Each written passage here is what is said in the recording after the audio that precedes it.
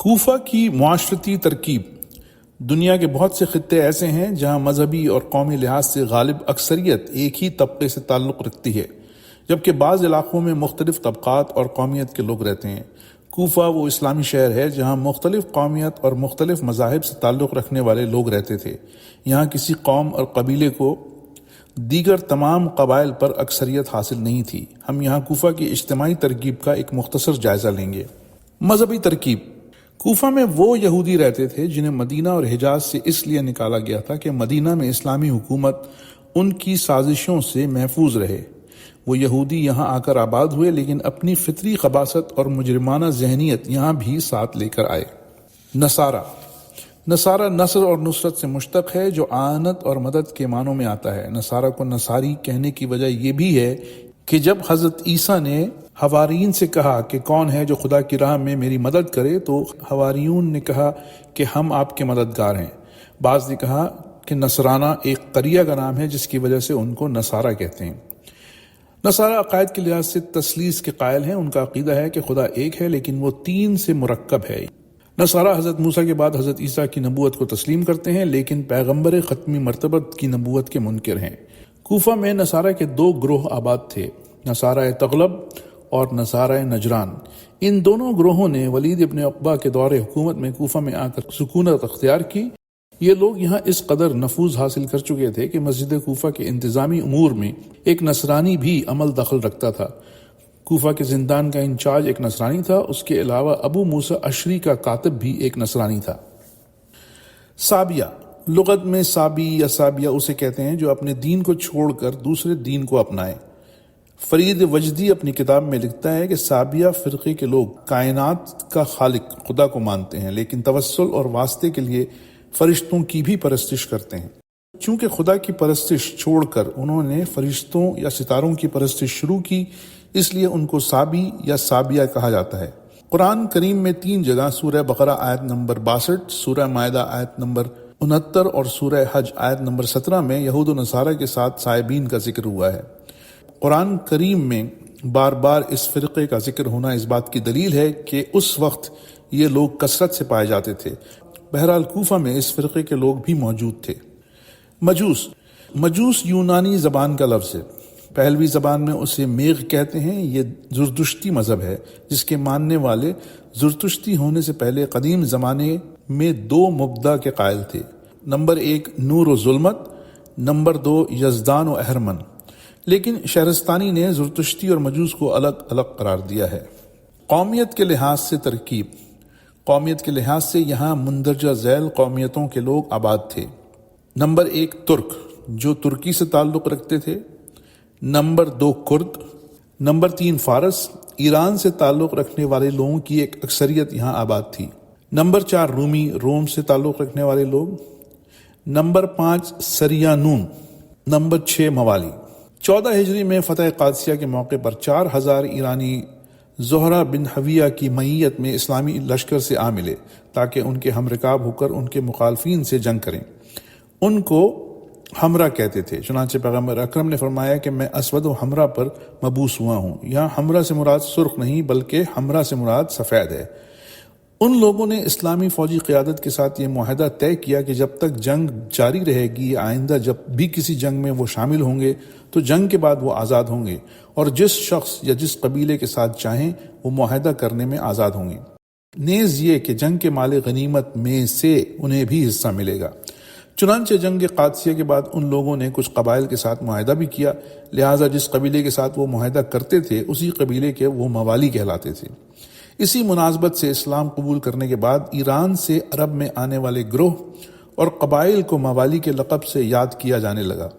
یہ لوگ دوسرے درجے کے شہری سمجھے جاتے تھے۔ ان لوگوں کا کام تجارت، دکانداری، لوگوں کو راستہ بتانا تھا۔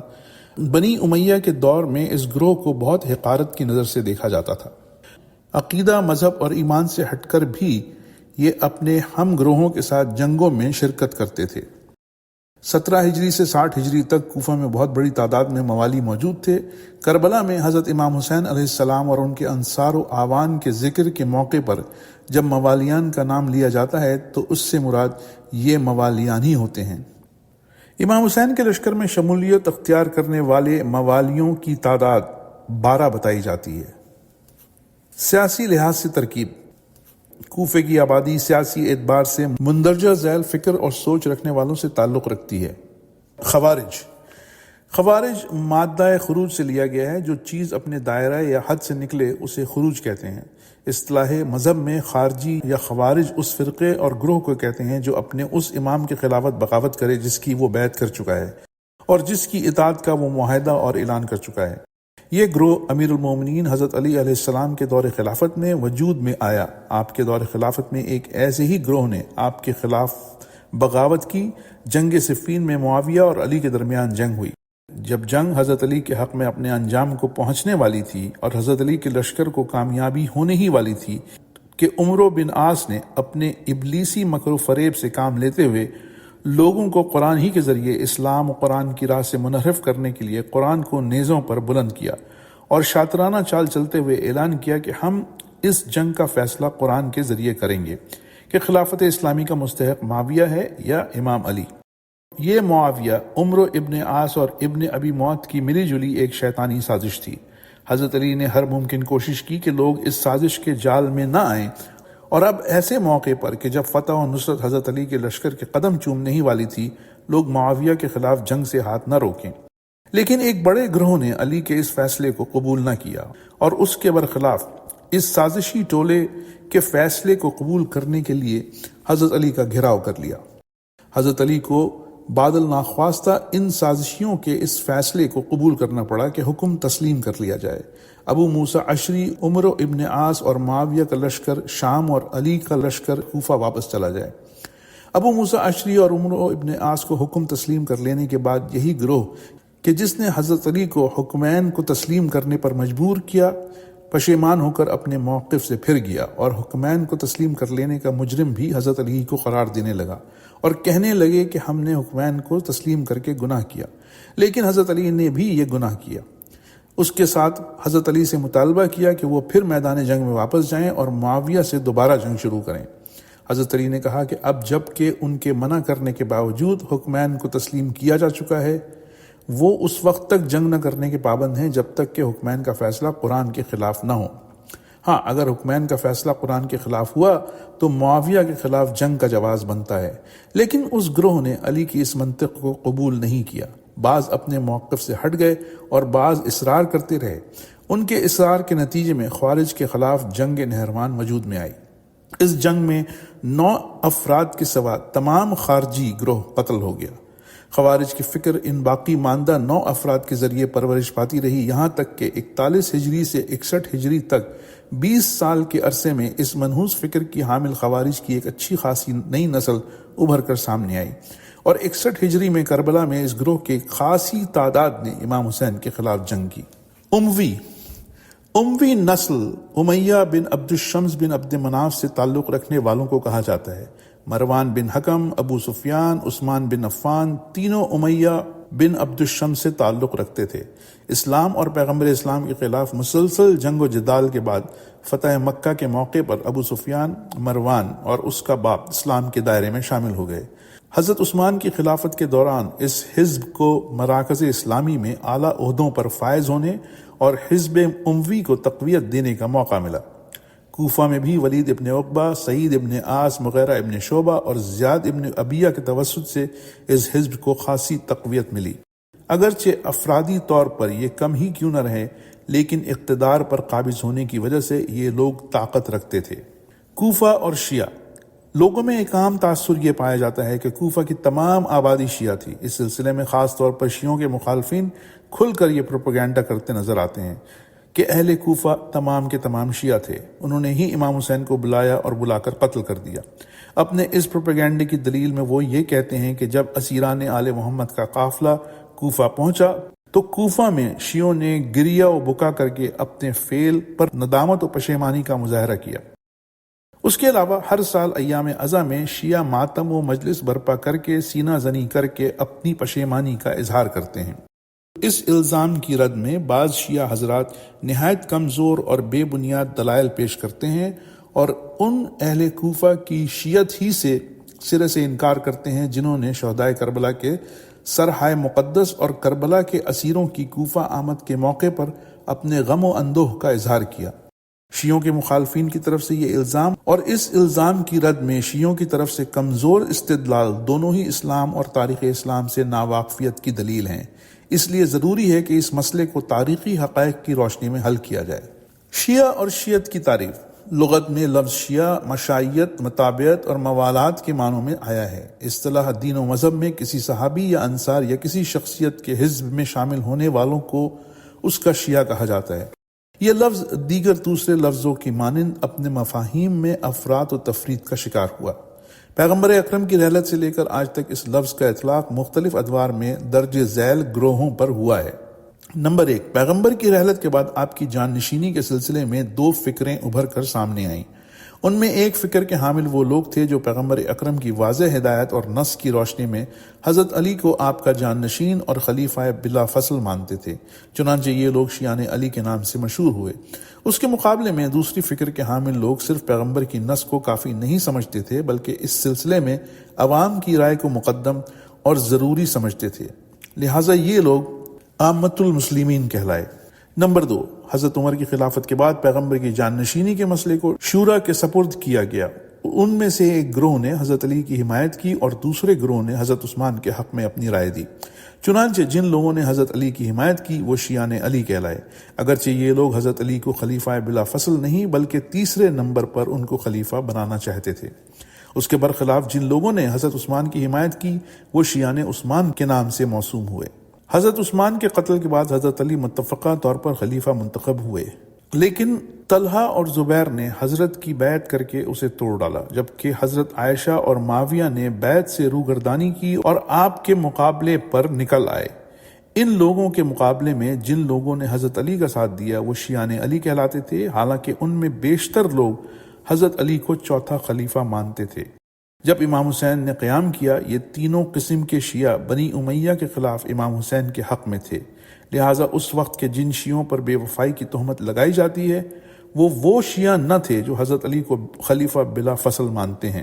بعد میں رفتہ رفتہ وہ تمام لوگ جو ائمہ اور اہل بیت علیہ السلام سے مودت اور محبت رکھتے تھے اور رکھتے ہیں وہ سب شیعان علی کہلاتے ہیں، حالانکہ وہ ائمہ سے چھینی گئی حکومت کو واپس دلانے کے لیے نہ صرف یہ کہ کوئی کوشش اور سعی نہیں کرتے بلکہ حکومت اور اقتدار کو ان کے لیے شجر ممنوع سمجھتے ہیں۔ چنانچہ پیغمبر ختمی مرتبت کی رحلت سے لے کر آج تک گروہ شیعہ کے یہ 4 تصور پائے جاتے ہیں اور یہ چاروں گروہ شیعان علی کہلاتے ہیں۔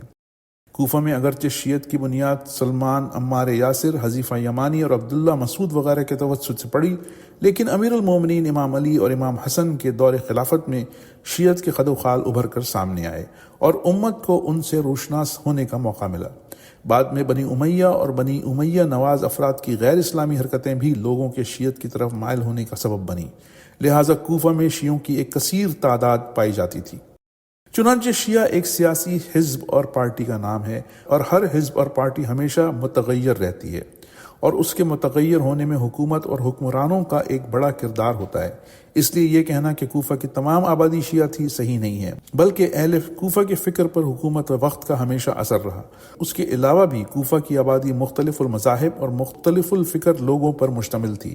چونکہ کوفہ میں شیعوں کی تعداد زیادہ تھی اور وہ بنی امیہ سے نفرت اور بیزاری رکھتے تھے، اس لیے بنی امیہ کے حکمرانوں اور بنی امیہ نواز لوگوں نے اہل کوفہ کو اقتصادی بدحالی میں مبتلا رکھنے کی غرض سے کوفہ کی اقتصاد کو چند مخصوص افراد کے ہاتھوں میں دیا ہوا تھا تاکہ وہ افراد حکومت کے مفادات کا تحفظ کریں، اور اس میں معاویہ کی حکومت نے اہم کردار ادا کیا تھا۔ اقتصادی طبقہ بندی کے لحاظ سے اہل کوفہ کی تقسیم بندی کچھ اس طرح کی جا سکتی ہے۔ نمبر 1، وہ طبقہ جو فقر و فاقہ اور محرومیت کا شکار تھا اور جن کا کوئی پرسان حال نہیں تھا، یہ لوگ شیعان اہل بیت تھے جو بنی امیہ کی حکومت کے ظلم کی چکی میں مسلسل پس رہے تھے۔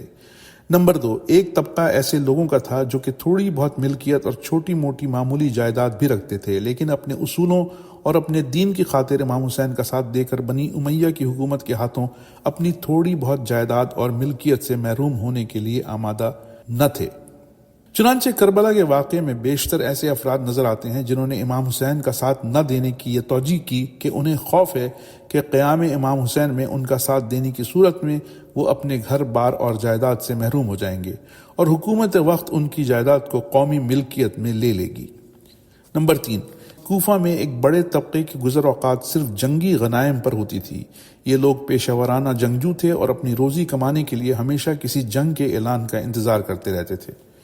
نمبر 4، اس کے علاوہ ایک بڑا طبقہ وہ تھا جن کو بنی امیہ کی حکومت نے بھاری بھاری مالی اور سیاسی رشوتیں دے کر خریدا ہوا تھا اور انہوں نے اپنا دین و ایمان سب کچھ حکومت وقت کے ہاتھوں فروخت کیا ہوا تھا۔ نمبر 5، کوفہ میں گنتی کے چند افراد ایسے تھے جو کوفہ کی پوری اقتصاد پر حاوی تھے اور ملکی مقدرات اور ثروت ان کے ہاتھوں میں تھی، جیسے عمر ابن حریث اور سبت ابن ربی وغیرہ، جن کا شمار کوفہ کے جاگیرداروں میں ہوتا تھا۔ جب اقتصادی صورتحال ایسی ہو تو فقر و فاقہ سے مجبور اور محرومیت کے شکار لوگوں سے کیسے یہ توقع کی جا سکتی تھی کہ وہ اپنے دین و ایمان کے لیے کسی استقامت کا مظاہرہ کر سکیں، سوائے ان معدود چند شخصیتوں کے جو اپنے عقیدے میں راسخ اور اپنے ایمان میں کامل تھیں، جو اصول اور دین کی خاطر کسی محرومی کو خاطر میں نہیں لاتی تھیں اور ہر فقر و فاقہ اور تنگ دستی کا خندہ پیشانی سے مقابلہ کرنے کے لیے تیار تھیں۔ کوفہ کی فکری اور نظریاتی لحاظ سے تقسیم بندی۔ فکری اور نظریاتی لحاظ سے درج ذیل فکر کے حامل افراد یہاں رہتے تھے۔ جبریہ مادہ جبر سے لیا گیا ہے۔ جبر لغت میں کسر کی ضد ہے۔ کسر کے معنی ٹوٹنے کے ہیں۔ اصطلاح میں جبریہ ایک مذہب اور فکر کا نام ہے۔ اس مذہب اور فکر کے حامل افراد کے مطابق انسان جو کچھ کرتا ہے یا اسے جو کچھ پیش آتا ہے اس میں انسان کا اپنا کوئی کردار نہیں ہوتا، بلکہ ان کا کہنا ہے کہ یہ سب کچھ ازل سے اس کی قسمت میں لکھا ہوتا ہے جس کے خلاف وہ کچھ نہیں کر سکتا۔ فرقہ جبریہ کا اعتقاد ہے کہ کسی بھی حادثے کی تفسیر و توجیہ اسباب و علل کے ساتھ نہیں کی جا سکتی۔ انسان جو کچھ کرتا ہے وہ اپنے ارادے اور اختیار سے نہیں کرتا، بلکہ چونکہ ازل سے اس کی تقدیر میں لکھا ہوا ہوتا ہے اس لیے وہ جو کچھ کرتا ہے اسے کرنے پر مجبور ہے اور اپنا کوئی اختیار نہیں رکھتا۔ جبریہ اور قدریہ دونوں مذہب قریب المعنی ہیں، غرض اس مذہب کے تحت انسان اور جمادات میں کوئی فرق نہیں۔ اس مذہب اور فکر کی بنیاد معاویہ اور معاویہ کے دسترخوان پر بیٹھنے والے درباری علماء نے رکھی۔ اگرچہ اس مذہب و فکر کو فروغ بعد میں ملا، چنانچہ شہدائے کربلا کے سرحائے مقدس اور اسیران اہل بیت اطہار کو کوفہ میں دارالامارہ میں ابن زیاد کے اور دمشق میں یزید کے سامنے پیش کیا گیا تو ان دونوں ملعونوں نے قاتلان حسین اور شہدائے کربلا کے قاتلوں کو خدا کی طرف نسبت دی، یعنی معاذ اللہ چونکہ خدا نے ازل سے ان کی تقدیر میں یہ لکھ دیا تھا اس لیے وہ مجبور تھے کہ ان کو قتل کر دیں، یعنی وہ اپنے فعل اور ارادے میں مختار نہیں تھے۔ معاویہ کے دور خلافت میں اس فرقے کی بڑی تعداد کوفہ میں پائی جاتی تھی۔ آج بھی اس فکر کے حامل لوگ پائے جاتے ہیں۔ مرجیہ۔ مذہب مرجیہ معاویہ کی خلافت کے دوران وجود میں آیا۔ مرجیہ لفظ ارجا سے لیا گیا ہے جس کے معنی ہیں فیصلے اور حکم میں تاخیر کرنا۔ چنانچہ سورہ توبہ کی آیت 106 سے استدلال کرتے ہوئے ایک مذہب وجود میں لایا گیا جس کی روح سے خلیفہ وقت اور خلیفہ سے مربوط وہ حکمران جو دین و شریعت کی پابندی نہیں کرتے تھے یا دین و شریعت کے خلاف جو کچھ بھی عمل کرتے تھے اس پر ان کے خلاف کوئی تنقید و اعتراض نہیں کیا جا سکتا تھا، اور نہ ہی عوام ایسے بد کردار خلیفہ اور حکمران کو برطرف کرنے کا مطالبہ کر سکتے تھے۔ اس طرح یہ مذہب سیاسی نظریہ ضرورت کے تحت معاویہ کی خلافت کے دور میں وجود میں لایا گیا تاکہ اس کی حکومت کو دوام اور استحکام بخشا جا سکے۔ اس مذہب کے ذریعے عوام کی سوچ اور فکر پر یہ کہہ کر تالے ڈالنے کی کوشش کی گئی کہ امت کی قیادت و رہبری کے لیے جو شخص کسی بھی طرح منتخب ہو کر امت کی قسمت پر ایک مرتبہ مسلط ہو جائے اس کے گفتار و کردار پر کسی قسم کی تنقید اور تنقیس نہ کی جائے اور اس کی باس پرس کا مسئلہ خدا پر چھوڑ دیا جائے، وہ خود ہی قیامت کے دن ان سے حساب لے گا۔ اگرچہ ابتدا میں بنی امیہ اس مذہب کو اپنے تحفظات کے لیے وجود میں لائے تھے، لیکن رفتہ رفتہ اس فکر نے اتنی وسعت پائی اور یہاں تک پہنچی کہ انسان کتنا ہی بڑا جرم و گناہ کرے، وہ جرم و گناہ انسان کے ایمان کو کوئی نقصان و ضرر نہیں پہنچا سکتی۔ کوئی شخص کتنا ہی بڑا گناہگار اور مجرم کیوں نہ ہو، اسے جہنمی نہیں کہا جا سکتا۔ یہاں تک کہ بعض شیعوں میں بھی یہ فکر راسخ ہو چکی ہے کہ اہل بیت کی محبت اور ولایت کے ساتھ کوئی بھی گناہ نقصان دہ نہیں ہے۔ یہ فکر اتنی خطرناک ہے کہ اگر اس کو تسلیم کر لیا جائے تو دین و شریعت کی ساری اساس متزلزل ہو کر رہ جائے اور دین و شریعت ایک ڈھونگ اور کہانی بن کر رہ جائے۔ اس گروہ کے حامی افراد بھی کوفہ میں پائے جاتے تھے۔ جیسا کہ کوفہ کی معاشرتی ترکیب کے سلسلے میں واضح کیا گیا کہ کوفہ خط اسلامی میں ایک منفرد جگہ تھی۔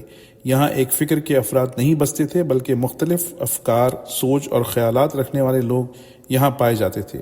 یہ اس بات کی دلیل ہے کہ یہاں فکری رشد کی زیادہ گنجائش تھی اور زیادہ مواقع تھے۔ مذہبی لحاظ سے یہاں مختلف مذاہب اور مختلف فرقوں کے لوگ پائے جاتے تھے۔ یہاں کے لوگ کسی ایک دین کے ماننے والے نہیں تھے، اگرچہ اکثریتی اور حکومتی مذہب مسلمانوں ہی کا تھا۔ دیگر مذاہب کے افراد حکومتی مذہب کے پابند اور تابع تھے، جیسا کہ اس وقت ایران میں یہود، نصارہ، زرتشتی، حنفی اور شافعی تمام مذاہب کے لوگ پائے جاتے ہیں، اور ان سب کے لیے ایران کے ولی الامر کو اپنا رہبر تصور کرنا ضروری ہے۔ ملک کے لیے درپیش مسائل، حوادث اور واقعات میں وہ سب کے سب مرکزی سیاست کے تابع ہیں، حالانکہ جب بھی انہیں موقع ملے اور ان کے لیے حالات سازگار ہوں تو ممکن ہے کہ یہ لوگ اپنی اندرونی خواہشات اور امنگوں کو سامنے لائیں۔ انتخاب کوفہ، بلد امین مکہ مکرمہ۔ جب رسول امین کے نواسے کے لیے جائے امن نہ رہا، جیسا کہ خود فرزند رسول نے فرمایا کہ میں اگر مکہ سے نہ نکلتا تو بنی امیہ کے لوگ مجھے قتل کر دیتے، تو اب یہ سوال ہی اپنی جگہ غلط ہے کہ امام حسین نے بلد امین کو کیوں چھوڑا؟ مکہ اب حسین کے لیے، بلد امین رہا کہاں؟ اس لیے عقل و شریعت دونوں کا یہی تقاضا تھا کہ حسین اب کوئی ایسی جگہ تلاش کریں جو ان کے لیے نسبتاً محفوظ ہو۔ ایسی جگہ کون سی ہو سکتی تھی؟ اس سلسلے میں قدیم زمانے سے لے کر جدید دور تک کے علماء، مفکرین اور محققین امام حسین کے کوفہ کو منتخب کرنے کی توجیہ میں درج ذیل چند دلائل پیش کرتے ہیں۔ نمبر 1، اہل کوفہ کی دعوت اور ان کے خطوط۔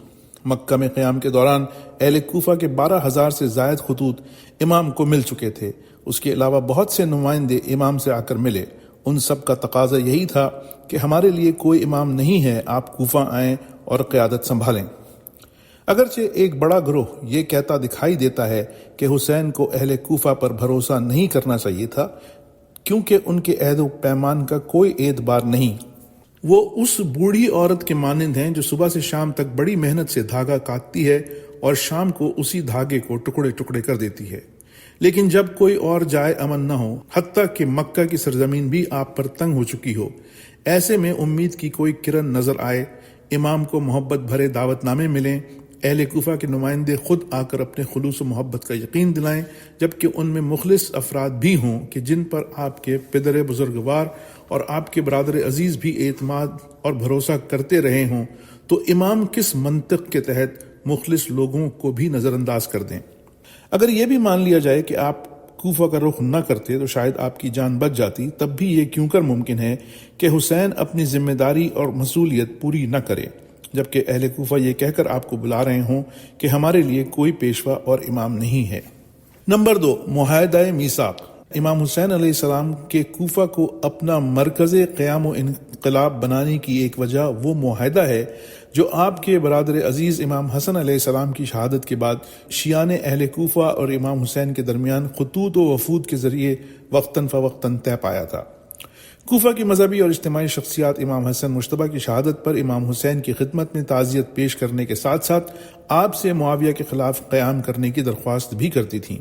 چنانچہ امام حسین کے نام ان کے ایک خط کا مضمون یوں ہے: امام حسن علیہ السلام کی شہادت پر ہم آپ کے شیعہ بھی آپ کی مصیبت میں آپ کے ساتھ غمزدہ ہیں، آپ کے حزن میں ہم بھی محزون ہیں۔ امام حسن علیہ السلام کے بعد خداوند عالم نے آپ کے مبارک وجود کی صورت میں بہترین خلف عطا فرمایا ہے۔ آپ کا غم ہمارا غم اور آپ کی خوشی ہماری خوشی ہے، ہم آپ کے حکم کے منتظر ہیں۔ امام حسین نے ان کے خط کے جواب میں لکھا کہ میرے بھائی امام حسن کی معاویہ سے صلح اور معاویہ کے خلاف میرے قیام کرنے کے جواز کے بارے میں تمہاری رائے دونوں اپنی جگہ صحیح ہیں، لیکن فی الحال جب تک پسر ہندہ یعنی معاویہ زندہ ہے اس وقت تک خاموش بیٹھو، زمین پر خود کو چھپا کر رکھو اور خدا سے ہدایت کے لیے دعائیں کرتے رہو۔ اگر کوئی حادثہ پیش آیا یعنی معاویہ مر گیا اور ہم اور تم اس وقت تک زندہ رہے تو میں تمہیں اپنی رائے سے آگاہ کروں گا۔ غرض اہل کوفہ کو اپنی نجات کی راہ امام حسین علیہ السلام کے سائے میں نظر آتی تھی اور ان سے اپنی امیدیں باندھے ہوئے تھے۔ جب بھی وہ ریاستی ظلم و ستم کا نشانہ بنتے، بے تابی سے یک کے بعد دیگرے امام کو خطوط لکھتے اور ان سے قیام کرنے کا مطالبہ کرتے، اور امام ان کو صبر کی تلقین کرتے۔ چنانچہ معاویہ کے دور حیات میں اہل کوفہ کی طرف سے آخری خط جو امام کو پہنچا وہ محمد ابن بشیر ہمدانی اور صفین ابن لیلہ ہمدانی کی قیادت میں ایک وفد لے کر پہنچا تھا۔ ان لوگوں نے امام سے ملاقات کی۔ امام نے فرمایا، جب تک معاویہ زندہ ہے اس وقت تک تم میں سے ہر شخص اپنے گھر میں چھپ کر بیٹھے، جب یہ ہلاک ہو جائے اور اس وقت تک اگر ہم اور تم زندہ رہے تو خدا کی ذات سے ہمیں امید ہے کہ خدا ہمارے لیے خیر کی کوئی راہ پیدا کر دے گا۔ خدا ہم کو ہمارے حال پر نہیں چھوڑے گا، وہ مومنین اور متقین کے ساتھ ہے، اس وقت ہماری ہدایت تم کو ملے گی۔ اہل کوفہ اور امام حسین کے درمیان خطوط اور وفود کا سلسلہ جاری رہا، یہاں تک کہ امام کے پاس لوگوں کی آمد و رفت کی خبر حکومت کو بھی لگ گئی اور مدینہ اور دمشق میں حکام پریشانی میں مبتلا ہو گئے۔ چنانچہ معاویہ نے امام حسین کو ایک تہدید آمیز خط تحریر کیا جس میں لکھا کہ مجھے خبر ملی ہے کہ کوفہ والوں کا ایک گروہ آپ کو اختلاف کرنے اور جنگ کرنے کی دعوت دے رہا ہے۔ یہ اہل عراق وہی ہیں جنہیں آپ آزما چکے ہیں۔ آپ کے والد اور آپ کے بھائی کے ساتھ انہوں نے جو سلوک کیا وہ آپ کے سامنے ہے۔ آپ خدا سے ڈریں اور ہمارے درمیان طے ہونے والے صلح نامے کا پاس کریں، ورنہ نتیجہ بہت برا ہوگا۔ معاویہ یزید کے بارے میں اہل کوفہ سے بہت پریشان تھا اور ڈر رہا تھا، چنانچہ اس نے یزید کو ہدایت کی کہ اگر اہل کوفہ تم سے ہر روز ایک گورنر بدلنے کی درخواست کریں تو تم بدل دینا، کیونکہ 1,00,000 تلواروں کا مقابلہ کرنے کی بجائے ایک آدمی کی ناراضگی مول لینا زیادہ بہتر ہے۔ بنی امیہ اہل کوفہ سے اس لیے پریشان تھے کہ اہل کوفہ معاویہ اور بنی امیہ کے مقابلے میں اہل بیت کے زیادہ حامی اور طرفدار تھے۔ اہل کوفہ اور امام حسین کے درمیان ضمنی طور پر ایک معاہدہ پہلے سے موجود تھا۔ یہی وجہ ہے کہ امام حسین نے مکہ سے اہل کوفہ کے نام کوئی خط نہیں لکھا، بلکہ آپ منتظر تھے کہ اہل کوفہ اپنے سابقہ وعدے اور معاہدے کی بنا پر خود اٹھیں، تب آپ ان کی دعوت پر جائیں گے۔ نمبر 3، اہل کوفہ بنی امیہ سے نالاں اور ناراض تھے۔ کوفہ والے بنی امیہ سے نفرت کرتے تھے اور ان کے ظلم و تشدد سے پریشان اور نالاں تھے۔ ان کی بنی امیہ سے نفرت کی وجوہات میں سے چند وجوہات یہ ہیں۔ معاویہ نے اپنے دور حکومت میں اپنے کارندوں اور گورنروں کے توسط سے عراق میں ڈکٹیٹرشپ اور لاقانونیت کی فضا طاری کی ہوئی تھی۔ بنی امیہ کے حکمرانوں کی منطق یہ تھی کہ وہ اہل عراق سے کہتے تھے کہ اگر تمہارے یہاں کے مجرم ہمارے ہاتھ نہیں آئے تو ان کے بدلے میں ہم تمہارے بے گناہ افراد کو پکڑ لیں گے، اور جو حکومت سے روگردانی کرے گا ان کے بدلے تم پر تہمت لگا کر تمہیں قتل کر دیں گے۔ چنانچہ عبید اللہ ابن زیاد نے کوفہ پر مسلط ہوتے ہی ایک ایسا خطبہ دیا۔ امیر المومنین امام علیہ السلام کے دور حکومت میں اسلامی حکومت کا دارالخلافہ کوفہ تھا، لیکن معاویہ کے دور حکومت میں یہی کوفہ حکومت کا سب سے زیادہ معتوب صوبہ قرار پایا۔ چنانچہ جب بھی علی کا ذکر آتا تو اہل کوفہ کو اپنی کھوئی ہوئی عظمت و شرافت یاد آ جاتی۔ یہی وجہ ہے کہ اہل کوفہ کا اولاد علی سے ایک قلبی رابطہ تھا۔ کوفہ میں کوئی شخص بھی ایسا نہ تھا جو بنی امیہ کے ظلم و ستم کا نشانہ نہ بنا ہو، جس کے اسلاف و اشراف بنی امیہ کے ہاتھوں قتل اور مبتلائے مصیبت نہ ہوئے ہوں۔ معاویہ کے دور حکومت میں حضرت علی علیہ السلام پر برسر عام منبر سے سب و شتم کیا جاتا تھا۔ بنی امیہ اہل کوفہ کو دشمنی، ذلت اور حقارت کی نظر سے دیکھتے تھے۔ ان کا یہ عمل اہل کوفہ کے دلوں میں ان کے خلاف نفرت اور کراہت پیدا کرتا تھا۔ ابو عثمان حاجز اہل کوفہ کی اپنی والیان سے سرکشی کے اسباب بیان کرتے ہوئے لکھتے ہیں کہ کوفہ والے اہل نظر، صاحب عقل و شعور اور بحث و تحقیق کرنے والے لوگ تھے۔ وہ شریعت و سنت میں کسی تغیر اور تبدیلی کا فوری نوٹس لیتے تھے، اچھا اور برا کردار رکھنے والوں اور اس کا مظاہرہ کرنے والوں پر نظر رکھتے تھے، صحیح اور غلط میں تمیز کرنے کی صلاحیت رکھتے تھے، اپنے امراء پر کڑی نظر رکھتے تھے اور ان کی غلطیوں کو برداشت نہیں کرتے تھے بلکہ ان کو برملا ظاہر کرتے تھے۔ اس کے برخلاف اہل شام کند ذہن، بحث و تحقیق سے عاری اور علم و فکر میں جمود رکھنے والے لوگ تھے اور اہل تقلید تھے۔ جو چیز ان کی نظروں سے اوجھل ہو اسے کبھی معلوم کرنے کی کوشش نہیں کرتے تھے اور آنکھیں بند کر کے اپنے امراء کی اطاعت کرتے تھے۔ جو کچھ وہ کہہ دیتے اسی کو حقیقت سمجھتے تھے۔ شرح نہج البلاغہ ابن ابی الحدید۔ نمبر 4، اہل کوفہ کے دلوں میں امام حسین کی محبوبیت۔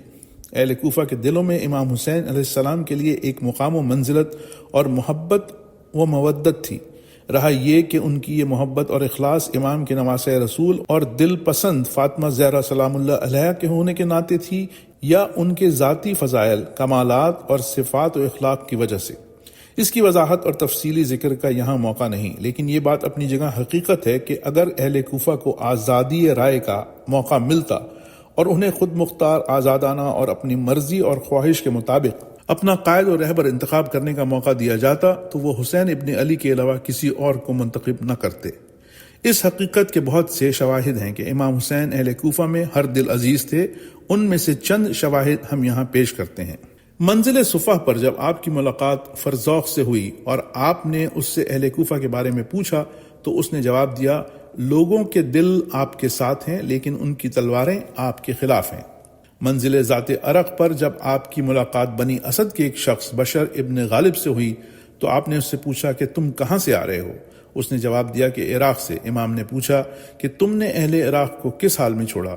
تو اس نے جواب دیا، لوگوں کے دلوں میں آپ ہیں لیکن ان کی تلواریں آپ کے خلاف ہیں۔ منزل عزیب الحجنات پر امام کی ملاقات ہلال ابن نافع سے ہوئی جو کوفہ سے آئے تھے۔ آپ نے ان سے جب کوفہ کے لوگوں کے بارے میں پوچھا تو انہوں نے بتایا کہ وہاں کے عمرہ اور رؤسا کو تو بڑی بڑی رشوتیں ملی ہیں لیکن عوام کے دلوں میں آپ ہیں۔ منزل حاجر سے امام نے قیس ابن مسر سیداوی کے ہاتھ کوفہ والوں کے نام ایک خط روانہ کیا اور اس میں لکھا کہ مسلم نے مجھے لکھا ہے کہ تم سب ہمارا حق ہمیں دلانے کے لیے متحد اور متفق ہو چکے ہو۔ حضرت مسلم بن عقیل نے اپنے خط میں امام کو لکھا کہ اہل کوفہ آپ کے سوا کسی کے حق میں نہیں۔ عبید اللہ ابن زیاد جب کوفہ میں داخل ہوا تو وہ امام حسین کا روپ دھار کر اپنا چہرہ چھپاتے ہوئے کوفہ میں داخل ہوا تاکہ لوگ اسے حسین سمجھ کر اس کا استقبال کریں، کیونکہ وہ جانتا تھا کہ کوفہ والوں کے دلوں میں حسین کا مقام ہے۔ حر ابن یزید ریاحی جب راہ میں امام کے مزاحم ہوا تو اس نے امام کو ناراض کرنے سے حتی الامکان گریز کیا، اور گفت و شنید کے دوران جب نماز کا وقت ہو گیا تو نماز کے لیے اس نے اپنی علیحدہ جماعت قائم کرنے سے بھی احتراز کیا، یہاں تک کہ روز عاشور اپنی حرکتوں اور اپنے اقدام پر نادم ہو کر شدید کرب و پریشانی کے بعد پشیمانی کے عالم میں امام سے جا ملا۔ یہ تمام شواہد اس بات کی دلیل ہیں کہ اہل کوفہ کے دلوں میں امام حسین کا ایک مقام و منزلت تھی۔ نمبر 5، اہل عراق حسین سے جنگ کرنا پسند نہیں کرتے تھے۔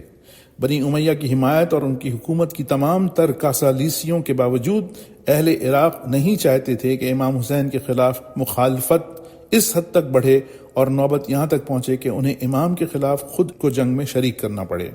چنانچہ حر ابن یزید ریاحی نے جب امام حسین کا راستہ روکا اور ان کو کوفہ لے جانا چاہا تو امام حسین اور حر کے درمیان تلخ کلامی ہوئی۔ آخر حر نے یہ تجویز پیش کی کہ آپ ایسا راستہ اختیار کریں کہ جو نہ کوفہ جاتا ہو اور نہ ہی مدینہ۔ اس کے ساتھ ہی اس نے کہا کہ شاید خدا ایسے حالات پیدا کر دے کہ میں آپ کا خون بہانے اور آپ کے قتل میں ملوث ہونے سے بچ جاؤں۔ مندرجہ ذیل شواہد اس بات کی تصدیق کرتے ہیں۔ سبت ابن ربیع خوارج سے تعلق رکھتا تھا۔ عبید اللہ ابن زیاد نے جب اس کو امام حسین کے خلاف جنگ کرنے کے لیے بھیجنا چاہا تو اس نے بیماری کا بہانہ کیا۔ عبید اللہ کو جب یہ خبر ملی کہ وہ بیمار نہیں بلکہ بیماری کا بہانہ کر رہا ہے تو اس نے دوبارہ اس کو پیغام بھیجا اور کہا کہ میرے مخبر نے مجھے خبر دی ہے کہ تم بیمار نہیں ہو بلکہ تم نے بیماری کا بہانہ کر کے خود کو قرآن کی اس آیت کا مصداق بنایا ہے جس میں کہا گیا ہے، ترجمہ، یہ لوگ جب مومنین سے ملتے ہیں تو کہتے ہیں کہ ہم تمہارے ساتھ ہیں، اور جب مشرکین سے ملتے ہیں تو کہتے ہیں کہ ہم تو تمہارے ساتھ ہیں۔ یہ شخص کربلا کے میدان میں یہ کہتے ہوئے سنا گیا کہ خدا اس شہر کے رہنے والوں کو خیر نصیب نہ کرے، خدا کرے یہ کبھی اچھائی تک نہ پہنچیں۔ یہ کتنی ضلالت اور گمراہی کی بات ہے کہ ہم نے زمین میں بسنے والے بہترین خلائق کے خلاف جنگ کی اور آل معاویہ کی حمایت کی۔ عمر سعد کے لشکر میں بہت سے افراد امام حسین کے خلاف جنگ کرنے سے ہچکچا رہے تھے اور تردد کا شکار تھے۔ انہی میں سے ایک گروہ ایک گوشے میں رہ کر خدا سے ان الفاظ میں دعا گو تھا، خداوندہ اپنے پیغمبر کے نواسے کی مدد فرما۔ یہاں تک کہ عمر سعد کے لشکر کے قائد عمر ابن حجاج نے اپنے لشکر کو مخاطب کر کے کہا، یہ لوگ یعنی حسین دین سے نکل چکے ہیں، اس لیے ان سے جنگ کرنے میں تم کو کوئی شک و شبہ نہیں ہونا چاہیے۔ عبید اللہ ابن زیاد نے ایک عام حکم جاری کیا کہ تمام لوگ حسین کے خلاف جنگ کے لیے نکلیں۔ یہ حکم جاری کر کے وہ نخلیہ گیا اور وہاں کیمپ لگایا۔ شہر میں صرف کثیر ابن شہاب رہ گیا۔ وہ امام حسین کے خلاف جنگ کے لیے نہ نکلنے والوں کو ڈراتا دھمکاتا اور خوف و ہراس پھیلاتا تھا۔ انتہا یہ ہے کہ ایک سپاہی نے ایک شامی کو پکڑ لیا جو کوفہ میں اپنا قرض وصول کرنے آیا تھا۔ سپاہی نے اس کو پکڑ کر ابن زیاد کے سامنے پیش کیا۔ اس نے اس کو قتل کرنے کا حکم دیا اور کہا کہ گو یہ سچ ہے کہ تم بے گناہ ہو اور ایک مسافر ہو، لیکن پھر بھی تمہیں قتل کرنے سے لوگوں کو عبرت ہوگی۔ بلازری نے اپنی کتاب میں لکھا ہے کہ عبید اللہ ابن زیاد 1,000 افراد پر مشتمل فوج بنا کر کربلا بھیجتا تھا، لیکن کربلا پہنچنے تک اس فوج میں 300 یا 400 افراد باقی رہ جاتے تھے۔ لوگ اس جنگ میں شامل ہونے سے کتراتے تھے اور سمجھتے تھے کہ یہ خدا، اس کے رسول اور ان کے ذوی القربہ کے خلاف جنگ ہے۔ ابن زیاد کو خبر ملی کہ ایک دو آدمی رات میں اس کے لشکر سے نکل کر حسین کے لشکر سے جا ملتے ہیں، تو اس نے حکم دیا کہ فرات کے پل پر تعینات افراد کی تعداد بڑھائی جائے اور نگرانی کو سخت کیا جائے۔ عمر ابن سعد بنی امیہ کے قریبی کارندوں میں سے تھا۔ حضرت مسلم ابن عقیل جب کوفہ پہنچے اور ان کے بارے میں کوفہ کے گورنر نعمان ابن بشیر نے لاپرواہی، سستی، نرمی اور رعایت سے کام لیا، تو یہ عمر ابن سعد ہی تھا جس نے اس کی رپورٹ یزید کو بھیج کر نعمان کی شکایت کی۔ حضرت مسلم جب گرفتار کر کے دارالامارہ میں لائے گئے تو انہوں نے عمر سعد کو قریشی ہونے کی بنا پر وصیت کے لیے بلایا، تو اس نے وصیت سننے سے انکار کر دیا۔ یہ شخص خود کو بنی امیہ کا بڑا خیر خواہ ثابت کرنے کی کوشش میں لگا رہتا تھا، لیکن اس کے باوجود جب عبید اللہ ابن زیاد نے امام حسین کے خلاف جنگ کرنے کے لیے اس کو لشکر کا قائد بنا کر بھیجنا چاہا تو اس نے معذرت چاہی۔ ابن زیاد نے جب اس سے حکومت رے کی سند واپس لینے کی دھمکی دی تو اس نے کہا، مجھے سوچنے کی مہلت دو، میں اس مسئلے پر سوچوں گا۔ رے کی حکومت عمر سعد کی محبوب ترین اور دیرینہ خواہش تھی۔ جب وہ حکومت رے کے حصول اور امام حسین کے خون میں ہاتھ رنگنے کے جرم کا موازنہ کرتا تو کہتا تھا، حکومت رے کا حصول میرا مطلوب اور مقصود ہے، لیکن حسین کے خون میں ہاتھ رنگنے کی کم سے کم سزا جہنم ہے۔ اس سے ظاہر ہوتا ہے کہ عمر سعد جیسا شقی اور خبیث شخص بھی حسین کے قتل میں ملوث ہونے کو برا سمجھتا تھا۔ یہ شخص جب کربلا پہنچا تو اس نے عبداللہ شعبی سے کہا کہ وہ امام حسین سے جا کر پوچھے کہ وہ یہاں کیوں آئے ہیں۔ عبداللہ شعبی نے کہا کہ اگر تو چاہے تو میں حسین کو قتل کر کے بھی آ سکتا ہوں، تو عمر سعد اس پر ناراض ہو گیا۔ عمر سعد نے کربلا میں امام حسین سے مذاکرات کرنے کے بعد ابن زیاد کو ایک خط لکھا۔ خداوند عالم نے فتنے کی آگ کو ٹھنڈا کیا ہے اور امت کی اصلاح فرمائی ہے، حسین یہاں سے واپس جانے کے لیے راضی ہیں۔ اس کے علاوہ اس نے اس خط میں اپنی طرف سے اضافہ کرتے ہوئے لکھا کہ حسین اپنا ہاتھ یزید کے ہاتھ میں دینے کو بھی تیار ہیں۔ یہ اضافہ اس نے صرف اس لیے کیا کہ وہ اپنے دامن کو قتل حسین کے جرم سے بچانا چاہتا تھا، لیکن شمر ذوالجوشن نے عبید اللہ ابن زیاد کو عمر سعد کی تجویز پر عمل کرنے سے روکا اور ایک حتمی جنگ کے فیصلے کا حکم نامہ لے کر عمر سعد کے پاس پہنچا۔ عمر سعد نے یہ حکم نامہ دیکھ کر شمر سے کہا کہ خدا تجھے گھر پہنچنا اور خیر نصیب نہ کرے، تو جو چیز لے کر آیا ہے وہ بہت ہی بری ہے، تو نے ہی ابن زیاد کو میرے مشورے پر عمل کرنے سے روکا ہے اور میری امیدوں اور خواہشات پر پانی پھیرا ہے۔ لیکن یاد رکھنا کہ حسین کے جسم میں ان کے باپ کی روح ہے، وہ کبھی سر نہیں جھکائیں گے۔ حر ابن یزید ریاحی نے جب عمر سعد سے پوچھا کہ تمہارے اور حسین کے درمیان گفتگو اور مذاکرات کہاں تک پہنچے ہیں اور جو تجاویز حسین نے پیش کی ہیں کیا وہ قابل عمل قرار پائی ہیں یا نہیں، تو عمر سعد نے کہا کہ اگر اختیار میرے ہاتھ میں ہوتا تو میں ان کی تجاویز ضرور تسلیم کر لیتا، لیکن تمہارا امیر ان کو قبول نہیں کرتا۔ مدینہ میں ولید ابن عتبہ نے مروان کی تجویز کو مسترد کرتے ہوئے جب امام حسین کو اپنی مجلس سے یزید کی بیعت کیے بغیر واپس جانے اور مسئلے پر سوچ بچار کرنے کی اجازت دے دی، تو مروان نے ولید سے کہا کہ تو نے میری رائے کے خلاف حسین کو واپس جانے دیا، اب وہ کبھی تیرے ہاتھ نہیں آئیں گے۔ اس پر ولید نے کہا، وائے ہو تجھ پر، تو نے مجھے ایک ایسا مشورہ دیا تھا کہ جس سے میرا دین اور دنیا دونوں برباد ہو جاتے۔ خدا کی قسم، مجھے اگر پوری دنیا کا مالک بنا دیا جائے اور کہا جائے کہ میں حسین کو قتل کر دوں تو بھی میں ایسا نہیں کروں گا۔ کیا میں حسین کو صرف اس بات پر قتل کر دیتا کہ انہوں نے بیعت کرنے سے انکار کر دیا؟ خدا کی قسم، جو بھی حسین کے خون سے ہاتھ رنگے گا، قیامت کے دن اسے اس خون کا حساب دینا پڑے گا، اس کا میزان عمل خفیف ہوگا اور خداوند عالم اس پر اپنی رحمت کی نظر نہیں کریں گے۔ غرض یہ تمام شواہد اس بات کی دلیل ہیں کہ اہل عراق امام حسین کے خلاف جنگ کرنے سے ناخوش تھے اور اسے سخت ناپسند کرتے تھے۔ عمر سعد جیسا شقی اور فاسق و فاجر انسان جو ہوس اقتدار میں سر سے پیر تک ڈوبا ہوا تھا اور کرسی اقتدار کی خاطر اپنی دنیا اور آخرت کی سعادت تک بیچنے پر آمادہ تھا، وہ بھی امام حسین سے جنگ کرنے اور ان کے خون میں ہاتھ رنگنے سے اپنا دامن بچانے کی کوشش کرتا رہا، تو پھر عوام الناس کیوں کر اس جنگ اور خون ناحق سے راضی ہو سکتے تھے؟